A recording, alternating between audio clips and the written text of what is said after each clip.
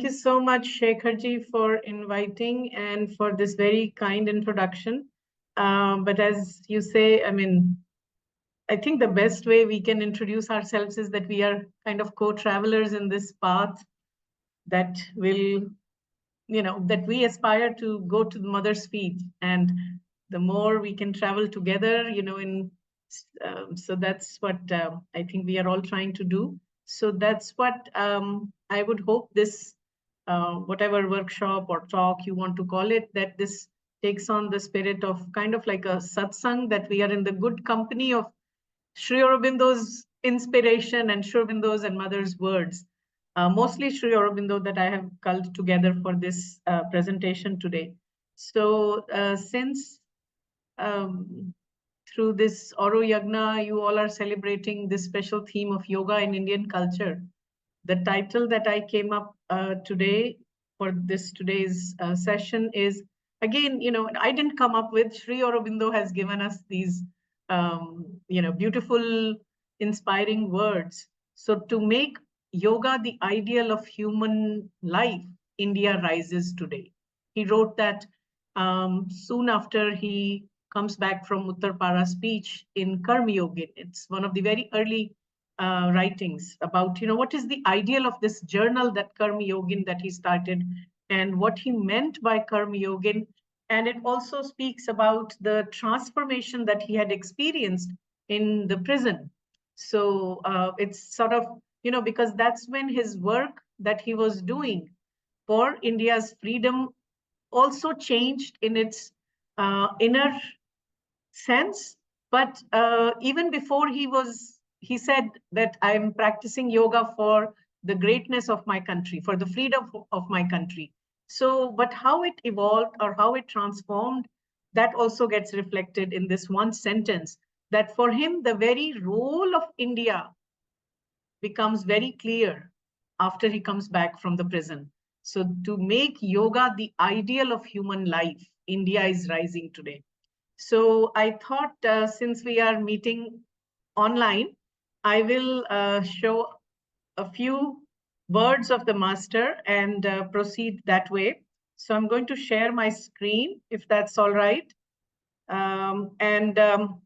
Anytime there is, I'll speak for maybe 30 minutes or so. And after that, we can take some question and we can elaborate on some of these points. And if I tend to go longer, please, Shekharji, just stop me, because there are many things one can say on this topic. So I want to kind of leave some time for interaction as well. So, okay.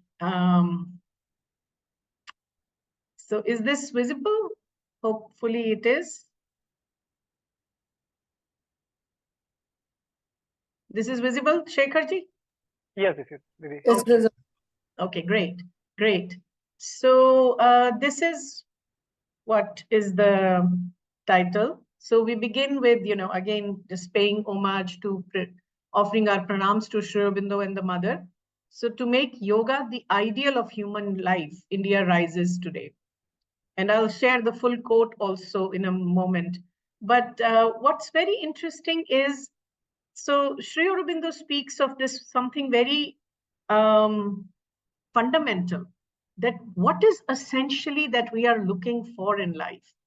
We are looking for, of course, many things on many levels, but at the deepest level, he pinpoints to three things that we are all seeking. So it's a continuous quest that humanity has had.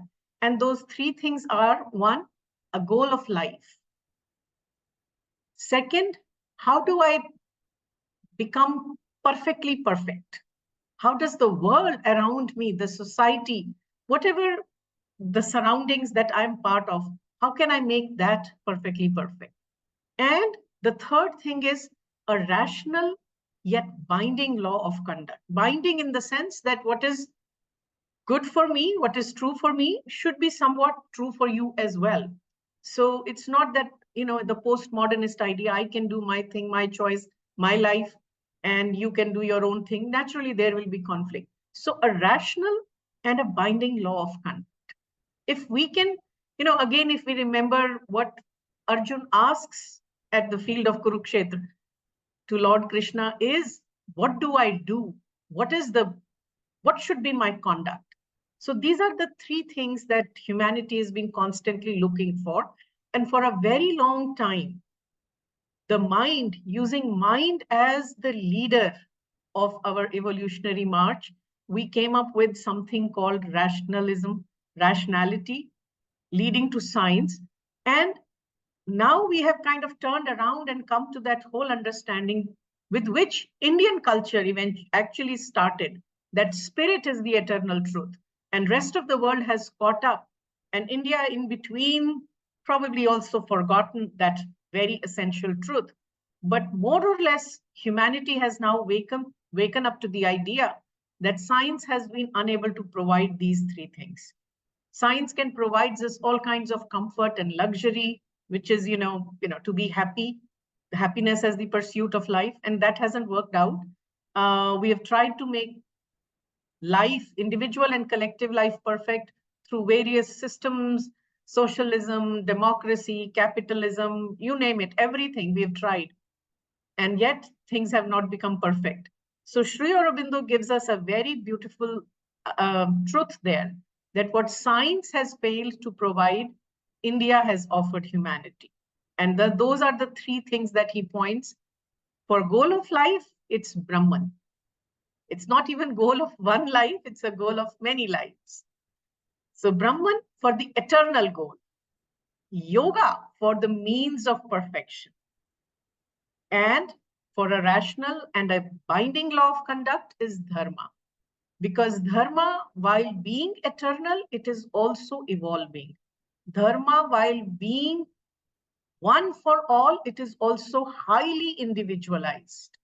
So dharma, the swabhav niyatam karma, action that is true to my inner nature, true to my inner swabhava, that is the law of conduct with which humanity can progress.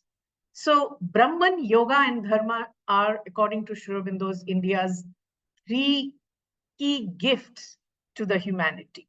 So let's come to the yoga a little bit. This is the full quote. We believe that it is yoga as the ideal, we believe that it is yoga for the ideal of human life that India rises today. And this is how he completes it. By the yoga, she will get the strength to realize her freedom, unity, and greatness. By the yoga, she will keep the strength to preserve it. This is what I was trying to say in the very beginning. When we think of Indian culture, we only think of, the great ancient Indian heritage, which is true. We will come to that a little bit because we have to take a sense of the past as we move to the future. But right here in this sentence, the reference here is from another volume, but this is an essay in the Karma Yogin. Like I said, one of the very early essays in Karma Yogin. And it's just compiled in another volume as well. So that's where the reference comes from. But right in this one sentence, Sri Aurobindo's intention is so clear. Remember, this is 1909, after Alipur jail experience. So before that, he was concerned about India's freedom. But now he's concerned about what will India do with the freedom. And his answer is still the same. Earlier, he was looking for yoga for India's freedom. Now he's saying, if India has to keep the strength to preserve the freedom and along with freedom become great and be united, for that also yoga is needed. So again, what we get a sense from is that we sort of get a very good understanding that what later on Sri Aurobindo develops in synthesis of yoga about the yoga in life, or all life is yoga. The glimpses are very clear in his early writings, sort of political writings as well, that for him, yoga was never removed from life, which is the eternal ancient truth about yoga. Yoga connected with life, yoga to make life perfect. Now, yoga as an ideal to make life perfect, because just by speaking of yoga, our lives will not become perfect, but by living yoga, by practicing yoga. And again, we can go much deeper into what Sri Aurobindo means by yoga. And I think somebody has done the count that just in Synthesis of Yoga itself, there are 900 definitions Sri Aurobindo gives for yoga. But be that as it may, the idea, the very essence of yoga, I probably will share one or two ways in which he defines, which will connect us to the spirit of Indian culture. So here we get a sense of that if India has to do her work for the humanity, which in Sri Aurobindo's vision, it's very clear that India has to be the spiritual leader of mankind. Today we call off, they use that term Vishwaguru. But if India has to do that work for which India alone has the knowledge and the experience, according to Sri Aurobindo. And then at one place he qualifies in this Chatur Yuga at least in this fourfold yugas of the way Indian mind has measured eons of time. India is that which will have to lead the humanity to its spiritual greatness. If India has to do it, India needs to practice not only individual yoga, but also a national yoga. So again, the connection of yoga with national life becomes very paramount for Sri Aurobindo. And again, this is from one of his early letters, just where he's written this letter to, I believe, Motilal Roy, if I remember correctly, where he speaks of yoga being this worldly and otherworldly. And for him, he said, my own yoga has always been both this worldly and otherworldly. And then he goes on to say, if you read this letter, it's a beautiful reminder of all his revolutionary work. He says, I've done ghor karma, I've done politics, and I've done it in the yogic spirit. Because he comes from that ancient Vedic tradition, the eternal Vedic tradition, which when it, so especially when it sort of gets culminated in the Vedantic truth, the Isha Upanishad and the early Upanishadic texts that we have, that all is Brahman, all is in Brahman. So for him also, Sri Aurobindo says, all is Brahman and I see the divine everywhere. I find the divine everywhere. So it comes from that idea that Brahman is not the only truth, this world, which is a manifestation of the Brahman and which is actually in Brahman, moves in Brahman, is also true, is also real. So the yoga has to be done in this life, in this world, for both otherworldly and this worldly gains. So just to kind of give us one definition or a couple of definitions, again, going back to the Karma Yoga, because that was a kind of a very important turning point in how yoga also got, the understanding of yoga becomes different for, in fact, if you start looking at around this time or after this time, many of the other spiritual movements that started in India, I would say simultaneously to or after the advent of Sri Aurobindo, this worldly aspect of spirituality also becomes very important. So the fact that Sri Aurobindo becomes the forerunner of this idea of connecting yogic quest, connecting yogic pursuit to life for making this life perfect, gets reflected in many other spiritual masters' teachings all around the world. So here we typically understand as yoga is uniting, union with the God, union with the divine. Sri Aurobindo says this beautifully in some poetic way at one place.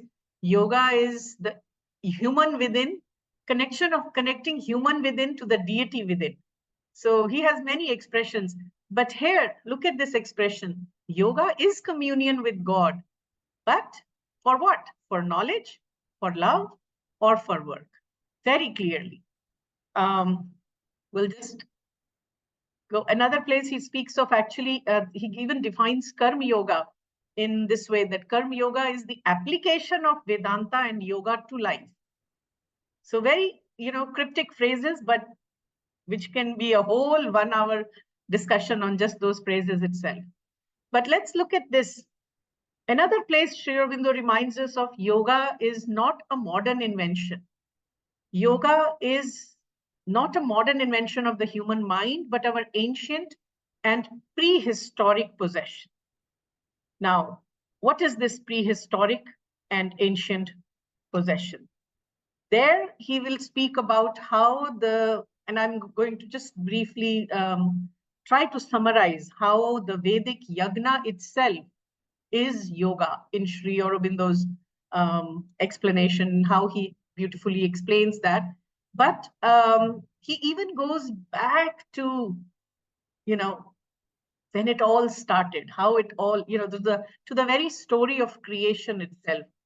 So taking this phrase from Kathopanishad, he reminds us that everything that we see around us has come out of yoga. That is because that's the truth. God created this world by yoga, he writes, and by yoga, he will draw it into himself again. So he takes the idea of yoga to that level. It was the yoga, or what we say in other Vedic terms, the sacrifice, the yajna, the holocaust of the Purusha, the supreme being which created the world. Now, in Kathopanishad, this idea of yoga prabhavapyo, yoga is the birth and the passing away of things. So yoga has been going on, and when I show you a few more things, it will become more clear how God creates the world by yoga. And by yoga, he will draw it into himself again. He continues to help us understand that yoga is not a modern invention of the human mind. In fact, he says all religion is the result of yoga. Yoga is the root, and all religion, not just Sanatan Dharma or XYZ, religion itself is the flower of which yoga is the root. To do any creative work, we need to concentrate, we need to somehow find that tapas, that aspiration within, which is the work of you, which is a yogic work. So all philosophy, all works of genius, all poetry, all great inventions, discoveries of science come from yoga. So consciously or unconsciously, they use yoga as a means, yoga as an instrument. Another place Sri Aurobindo defines the very process of yoga is change of consciousness. So if I want to write an article, and if my mind is scattered everywhere and I have 1,000 books open in front of me, thinking that just by having these references, I can produce something of meaning, it's not going to happen until I can concentrate within, find that burning aspiration, and from that aspiration, express what I want to express. That is the process of yoga. I may or may not be conscious of it, but that is the process of yoga. Now, Sri Aurobindo explains some differences also between how the Vedic rishis, the hearer of the truth, the seers of the truth, what was their yogic technique and what would be the more modern yogic techniques or processes through which we are trying to follow the path that has been given to us by Rishi. That is there because of the evolutionary nature of time, the cyclical nature of time, because we are living in a different time zone. That's the process or journey from Satya Yuga to the current Yuga, the Kali, the end of Kali that we are in, according to Sri Aurobindo. But that's the time spirit. So even the processes, the approaches become different, but the essence remains the same. So, sorry. Now, if all this is yoga, if it is been humanity's ancient and prehistoric wealth that we've had, how will it help us in today's world for the problems of modern humankind, the modern human life? And there again, we find beautiful, sort of an assurance from Sri Aurobindo, but the work we have to do as a humanity. The assurance that he gives us is this, that what we need to conquer or to work or to address the problems that we currently face is not by conquering the nature outside, but conquering the nature within, the kingdom within, our vital, mental, ideological, physical preferences, biases, prejudices, impulses, reactions, everything, all the movements that go on in various parts of our being. We have to become master of that. That is yoga, right? So, not by harnessing the forces of nature to the service of comfort and luxury, which we have been trying to do so far. We have such and such problem, too much traffic on the road, come up with CCTV cameras and try to regulate that. Too much population, come up with a mechanical system, try to address the problem of that. But how do we conquer the impulses, the movements of the vital, which have led to the chaos in our cities, in our outer life, in our societies, between nations, the conflicts between nations, the push and pull of the ego, which is the beast that we are not talking of. So how do we address all that?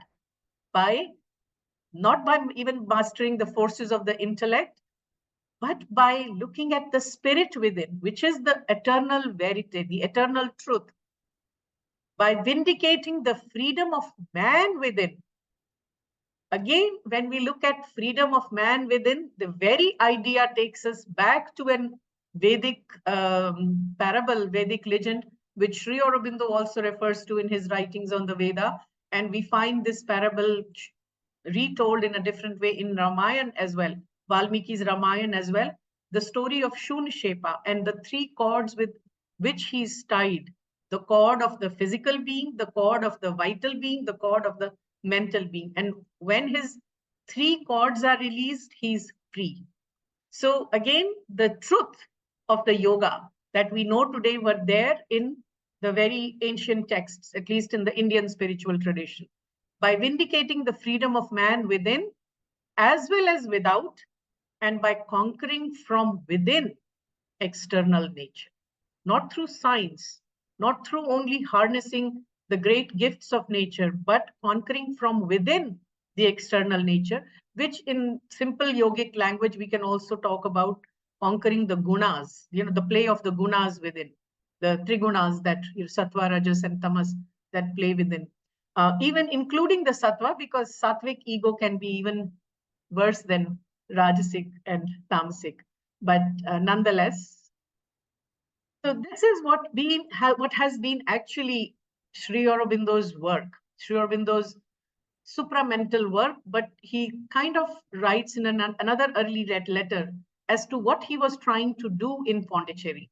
He says, my whole work has been to represent, to talk about Sanatan Dharma, give a new interpretation to it for the modern intellect. And on the basis of that ancient Vedic knowledge, he was trying to establish a system of yogic practice, what today we call as integral yoga, which will not only liberate the soul, it is not only for the individual's perfection, but collective perfection, prepare a perfect humanity and help in the restoration of Satya Yuga. And if you read this letter, he describes beautifully what he means by Satya Yuga. He writes using the ancient terminology of the Chatushpad Dharma of, where the Brahman element, the Kshatriya element, the Vaishya element, and the Shudra element in one individual, because we carry all these four within, when they are perfectly harmonized inwardly in each individual and also collectively in the society. That's where the harmony is. And later on, I believe in Synthesis of Yoga, when he's taking all this and giving a more sort of rational spin to it, he's talking about the harmony of the physical, vital, and mental.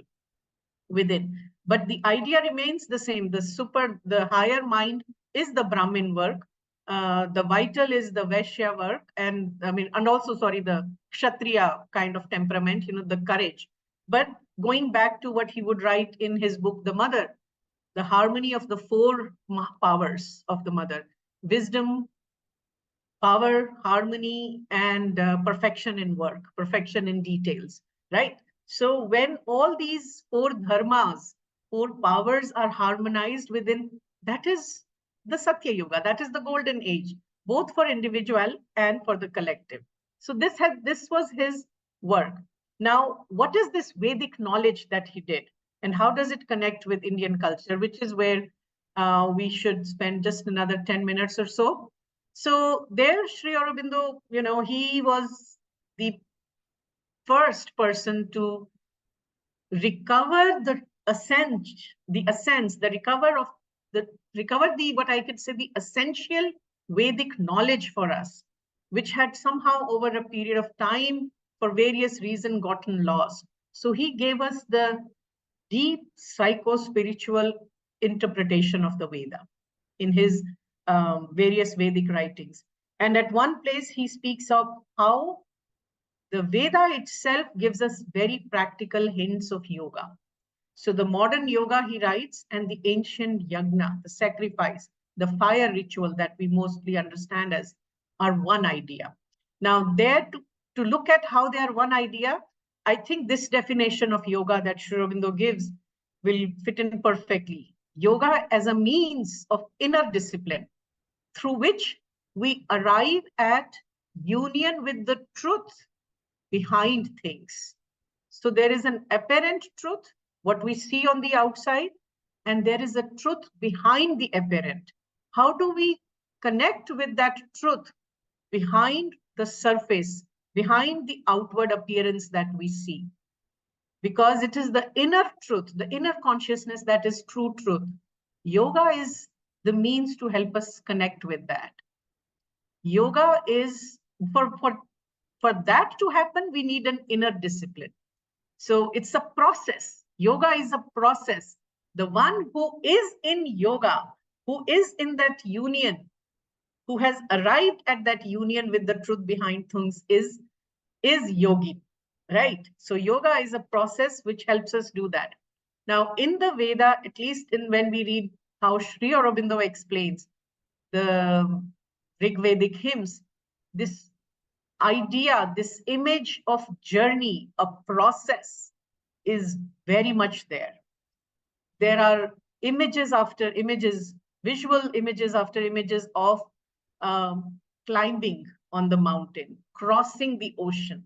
So the process, the discipline, the journey is very much there in the Vedic hymns itself. So again, that's looking at very much on the outer understanding, the outer similarity between the two. But inwardly, this journey is the journey of the soul, the march of the soul on the path of truth and knowledge. And the Vedic yoga, according to Sri Aurobindo, is the battle between devas and asuras, devas and daityas.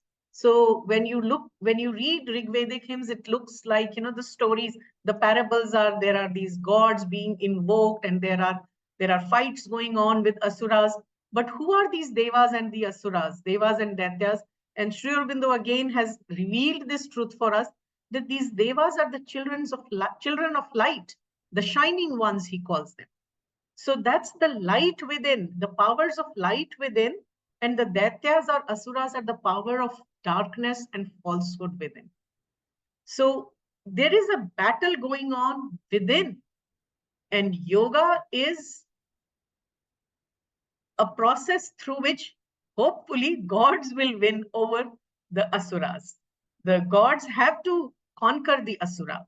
So that is how, in the Veda, we get the idea of yoga.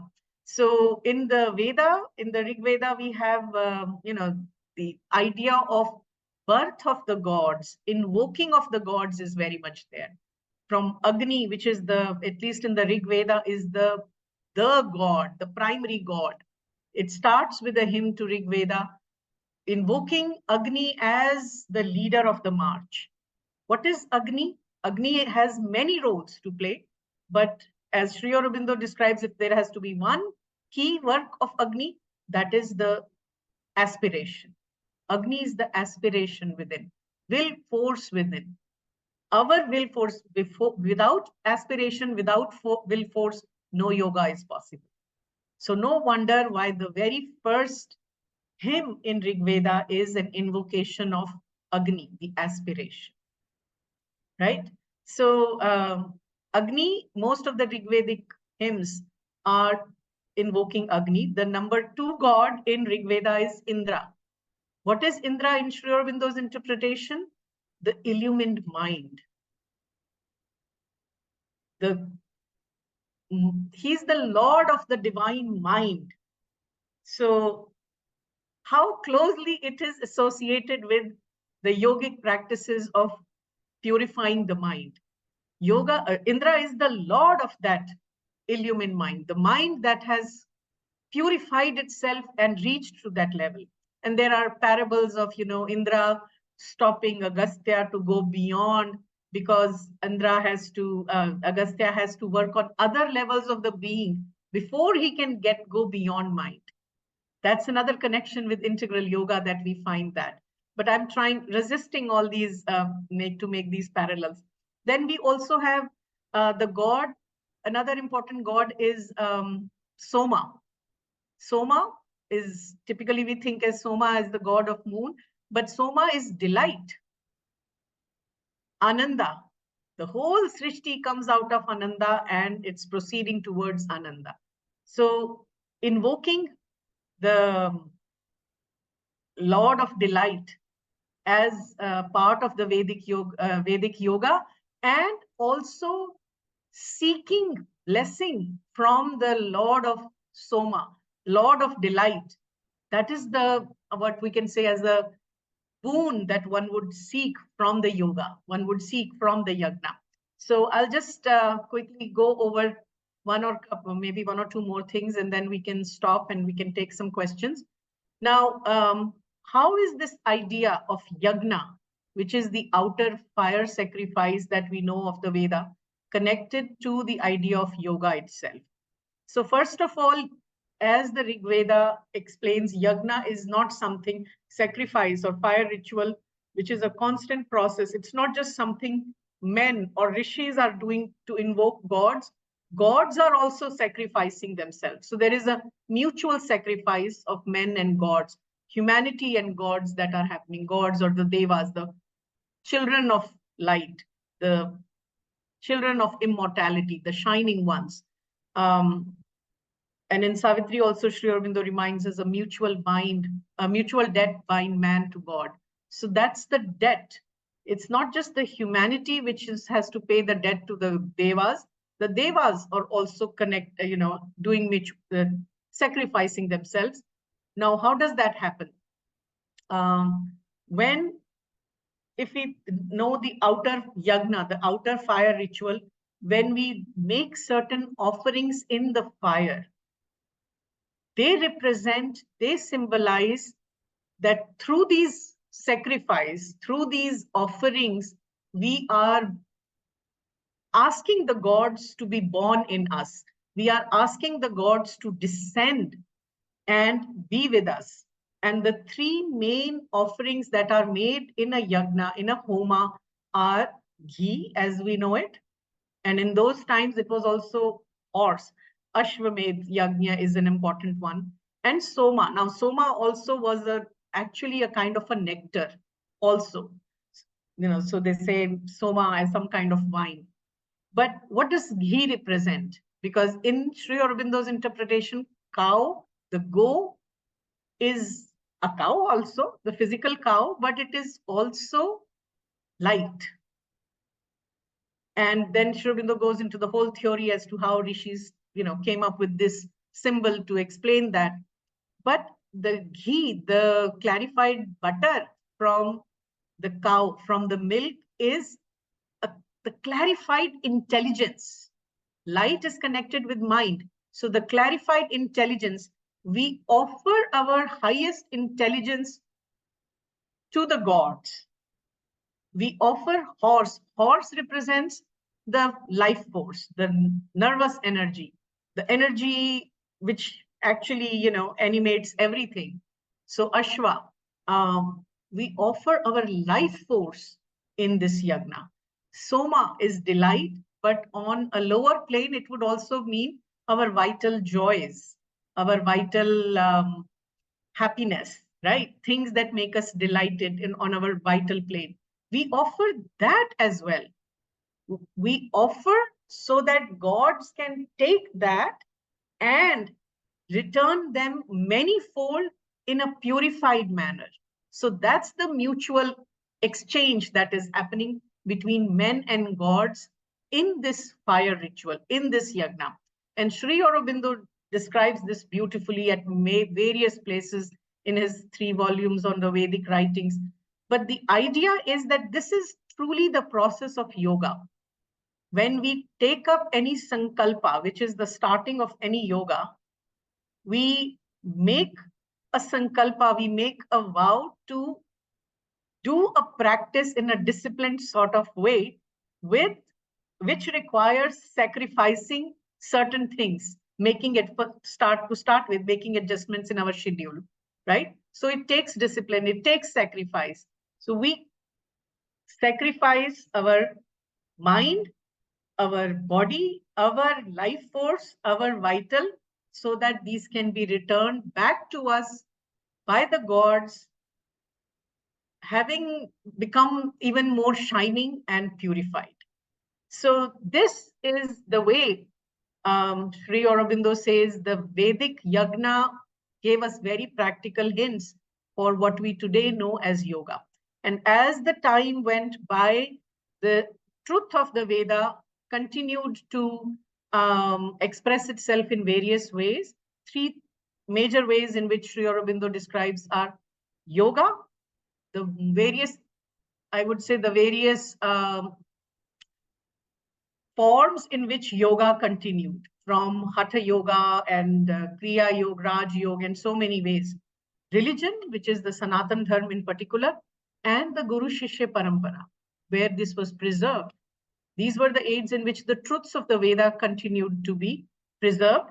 But Sri Aurobindo says the chapter is not closed there.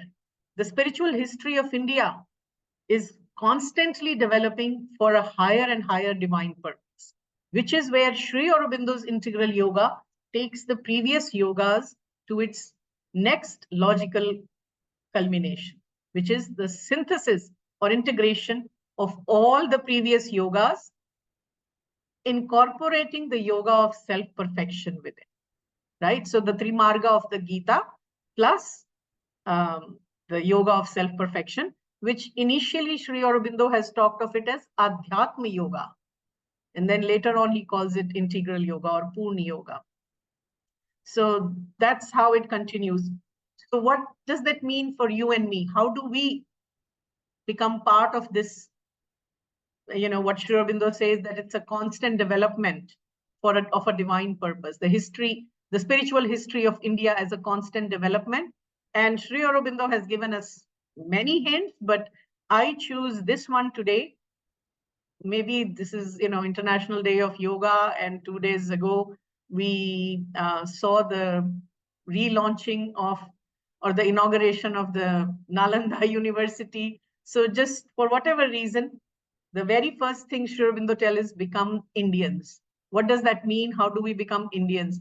It's not by taking birth in this land alone that will make us Indians, but to recover the Aryan thought. What does this mean, Aryan thought, the Aryan discipline? By the way, the word Aryan again finds a reference in the Veda. There is actually one god named Aryaman, who represents, which the very name represents the one who is an aspiring heroic traveler, a warrior.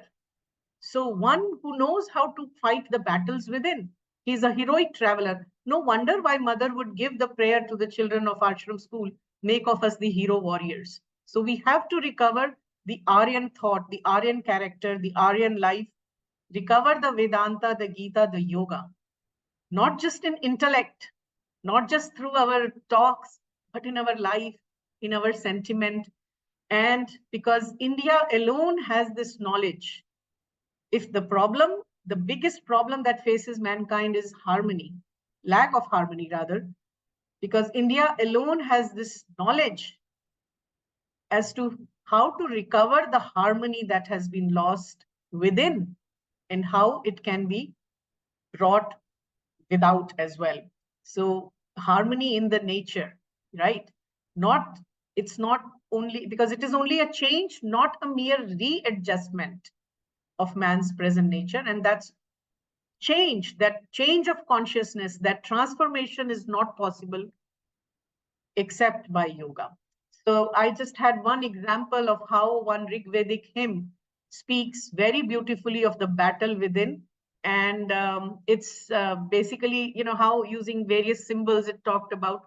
I'll just quickly recite this or read this rather, and to give a sense of how an idea that we often use in yogic literature of conquering the enemies within, the Shadripus, the 6 enemies within, we find this right in the Rig Veda itself.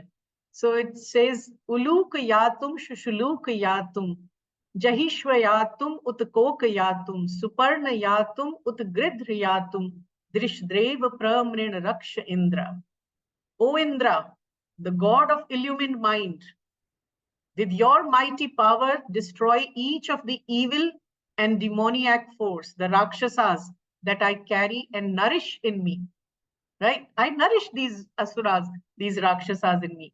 What are these Rakshasas, these demoniac forces? One, which is an owl-like, Uluk. Because like an owl, we cannot even see during light.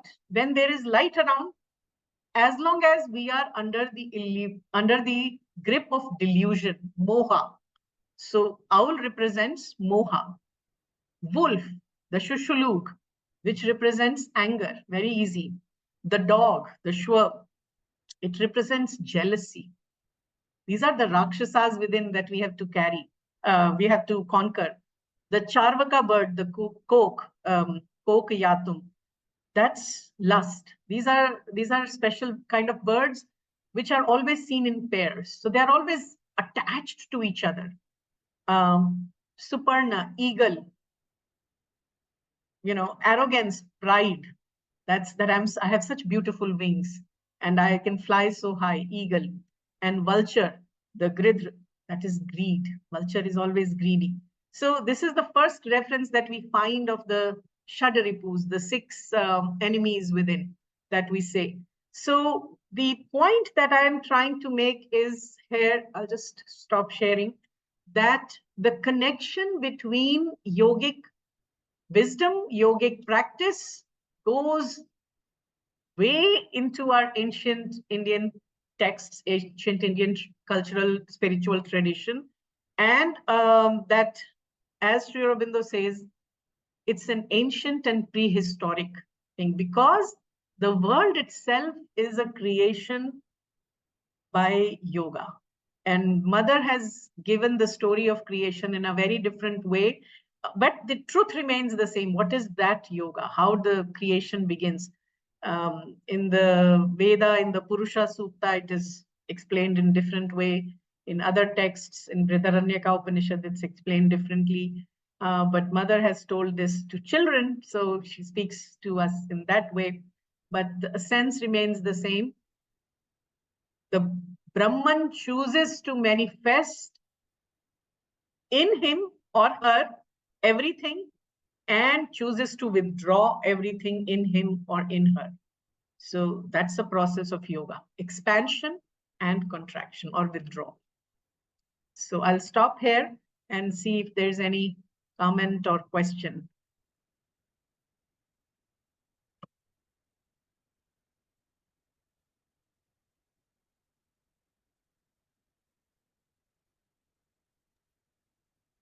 Can I ask a question, Lee?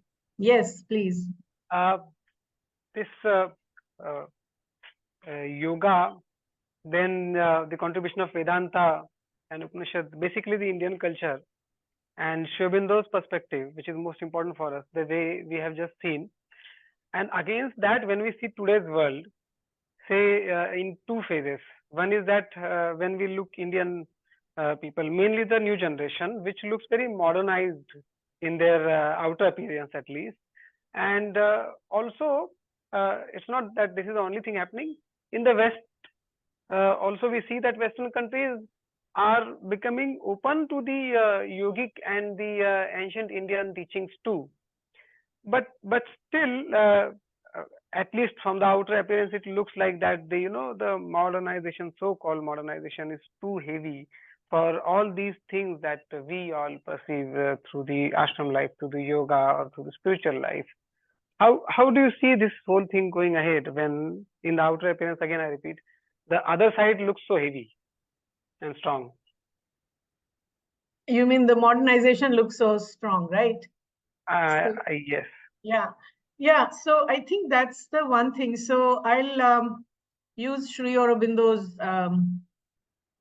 explanation only to address this. So what happens is, see, yoga has always been, there are three, in synthesis of yoga, he speaks of that there are three levels, I guess, we can call it. I don't remember exactly how he addresses this, but there are three levels at which we can understand the truth. One is at the truth of life, the level of life, the level of mind, the level of spirit. Spirit is the truest truth, I guess, if we can call it. And at the level of mind, it is only partial, incomplete, fragmentary. But as a human soul is evolving, progressing, it has to experience the truths at all these levels in order to completely fulfill itself. So there is something in us that needs to experience and fulfill the truth of every level. If for a long time, for historical reasons, we can, try to examine that and explore that. For a long time, the ancient Indian spiritual truths, which were connected with life, they got separated from life, right? So there was either the ascetic, the sannyasi, or the grahastha, the life. Especially, this is how the Buddhist period was about. The householder and the monk, the bhikshu. The householders were supporting the bhikshu. There was no intermediary thing. So a lot of generations in India have grown through the idea that this yoga voga business, this spiritual business is just for retirement age. Or today, okay, things are changing a little bit, it is for mental peace, calm, and all that stuff, the tangible gains that we can get. But it has no impact on life. It's not going to make me a better, it's not going to beautify my life, make my life perfect as such.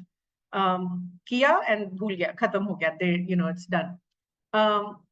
So that divorce between life and spirituality was very, troubling. This was very strong, I guess one could call it.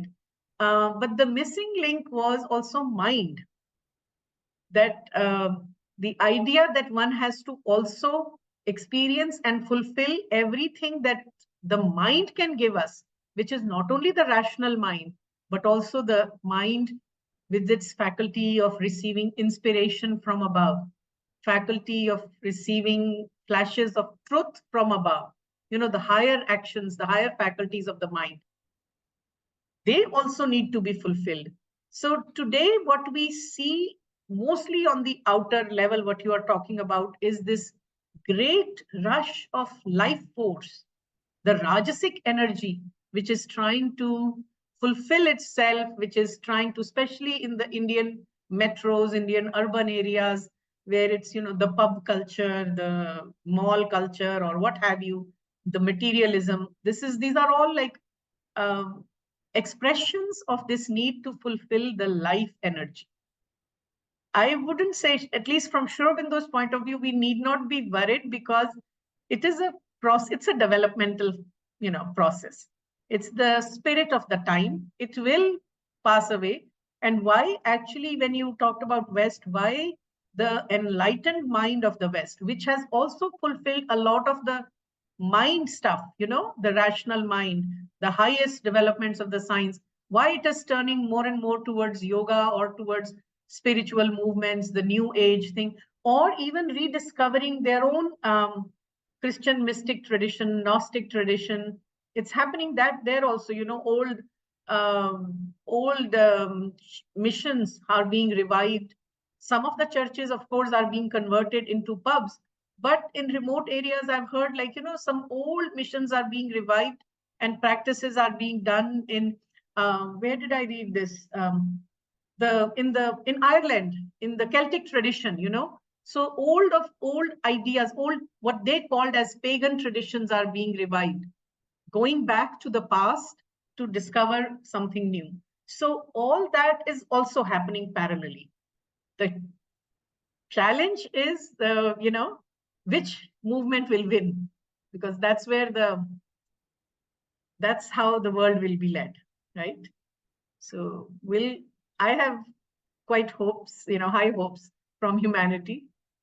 So yeah. You need to unmute, Shekhar. There's a question from one of the participants here in Okay. 1 minute. Thank you, Shekhar bhai. Namaste, madam. Yes. It was very inspiring and wonderful to learn from you. Here are two questions. Yes. First one is, have we evolved the idea of the gods? Like, example, Dashavataram. So, is it that some varied bandwidth? And I mean, you were mentioning the power and the truth. The gods represent the power and the truth. So, is it some varied bandwidth that we have to attach to the Dashavataram? That was my first question. And second is that you were referring about the art and fiction and its connect to the cultural aspect and all that. So we see that in art and fiction, the devil is more attractive. Even in popular culture or novels and movies, we see that anti-heroes are more popular. So in the light of yoga, how one should deal with the attractive devil? Yeah. Okay. Two very big questions you have asked. So thank you. I'll try to give some brief answers because I'm mindful of the time also. About the Dashavatar, actually, yes, they are very closely connected with the idea of evolution. If you look at it, all the Dash Avatar. But in the interest of time, I'll talk about, okay, from the first 5 avatars up to Vaman avatar, we can think, more a little bit in the sense of evolution of form also, right? Matsya avatar, the water body, So even the form is very clearly different. But ultimately, it's an evolution of consciousness. So particularly from the avatar starting with Parshuram, the human avatars, as we call it, the evolution of consciousness, the upgrading of the evolution of consciousness is very obvious. So we have Parshuram, which is the Rajasic avatar. So he comes to purify the chaotic Kshatriya power. You see how the stories of Parshuram are all to kill the Kshatriyas. He killed, they say he cleansed earth of Kshatriyas 21 times. So in a sense, he was there to purify the unbridled or to control the unbridled Rajasic energy. Because Rajas as a force, when that's the power, when it goes out of control, when it loses when it goes undisciplined, when it becomes chaotic, it can create havoc. That is the Asura. Rajas uncontrolled is the Asura, actually the Rakshasa, the Asura, right? Sri Aurobindo explains them differently. Rakshasa is different from Asura. Asura is the mind gone wrong. Rakshasa is the life force, the vital gone wrong, which is Ravan, So Ravan has this great ego power, the vital, the life power. Asura is more subtle. Asura is when your mind becomes that anti-hero that you said in your second question. But anyway, so Parshuram comes with that. But now that earth has been cleansed of the unbridled, chaotic, rajasic force, we have to establish and put the sattvic mind in place. That is the role of Ram. So Ram comes to actually bring down the reign of sattvic mind, to create an order. All his stories, working with Vanaras. What is Vanara? The monkey mind, which is mechanical, chaotic mind, to bring an order to it through devotion. All the Vanaras are bhaktas of Ram. Then they find their true purpose. And also power that is disciplined by bhakti, right? Rakshasa, of course, he kills Ravan. So he kills that unbridled, egoistic, rajasic power. Then comes Krishna. Now that rational mind, a sattvic order, hence the idea of Ram Rajya. Now we know that Ram Rajya doesn't even exist today. So avatars always come way before the time, way before humanity is ready. We are still striving to live up to the ideal given by Ram. But then comes Krishna. Krishna comes to bring the reign of overmind. So that is another whole session on what is the level of consciousness that Sri Aurobindo speaks of overmind. But to be very brief, overmind is the plane of gods, where all these gods are, the divine beings, the children of immortality are. So by Krishna, when Krishna tells in Gita, abandon all dharmas, that means including the sattvic dharma that was taught by Ram, and come to me. He brings in the age of that overmind. The highest ranges of mind have to practice the yoga of surrender. So Gita starts with surrender, ends with surrender, right? So he gives us a new dharma for the new age. But then, as Sri Aurobindo explains it, after Krishna, we had things could have gone in that direction, but God has his own, divine has its own sense of humor. Then comes Buddha. So the not linear, but the evolutionary path that was going on from mind to overmind to something beyond overmind, that gets a little bit disrupted by the advent of Buddha, which speaks about going to something beyond overmind, but by leaving the world as is. So the nirvana, the moksha. They say that even in our Indian ordinary understanding that we have of purushartha, of dharma, artha, kama, and moksha. The idea of moksha comes much later in our spiritual history. It comes mostly after the advent of Buddha. That was not there because for the Vedic Rishi, immortality was something very different. It was to be immortal in the body, in the life.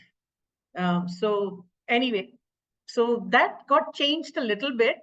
But then we have in our texts the avatar of Kalki, which will come to correct that. But from an integral yoga perspective, from children of Sri Aurobindo and the mother, we think that not just think, we know in the sense because our masters have told us, Sri Aurobindo and mother have told us that the coming down, the descent of the manifestation of the supermind through the yoga of Sri Aurobindo and the mother is the next step in the evolution of consciousness. So that is the avataric work of Sri Aurobindo and the mother, which was anyway supposed to happen. So that's why I think the quote that I shared earlier, that it's not a closed book. It's continuously happening. So mother and Sri Aurobindo brought that. So that's for your first question. As for the anti-heroes being more popular even in popular culture, yes, there is a reason for that, I think. I find the explanation for that in the story of creation as told by the mother. And that is also told in some of our ancient texts, that the first emanations that come from the divine Shakti, the divine mother who is given the charge of manifesting the whole existence, they are asuras. So they are the first children of the Divine Mother. So naturally, they have a much longer life than the good guys. So they have a much attractive appeal also. I mean, think about it. Sitting from 4:30 to 5:30 for a talk here, or I don't know, hanging out with your friends somewhere out. You have to make a choice, right? So every time you make a choice, you know which side you are trying to work with. So Asura comes in various forms. The attractions of, I don't know, lying down and watching another episode of your favorite show, that is also an Asura in some ways, right? So yes, they have a long life. They are much more attractive. As I said, because they are mind, they are using all the powers of the mind. So naturally, mind has ability to create many attractive forms. So that's, I hope that addresses the questions. But very good questions. Thank you.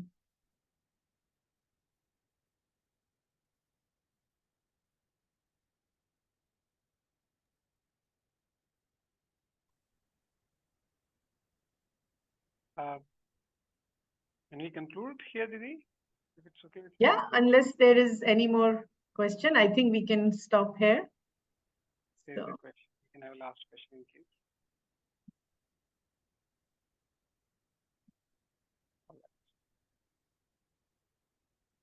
So, well, before we conclude, I must tell you that we should have had your session to give the brief intro a little longer, because I felt that the topic and the heads under the topic that you did cover would actually is not something to be done in 35-40 minutes.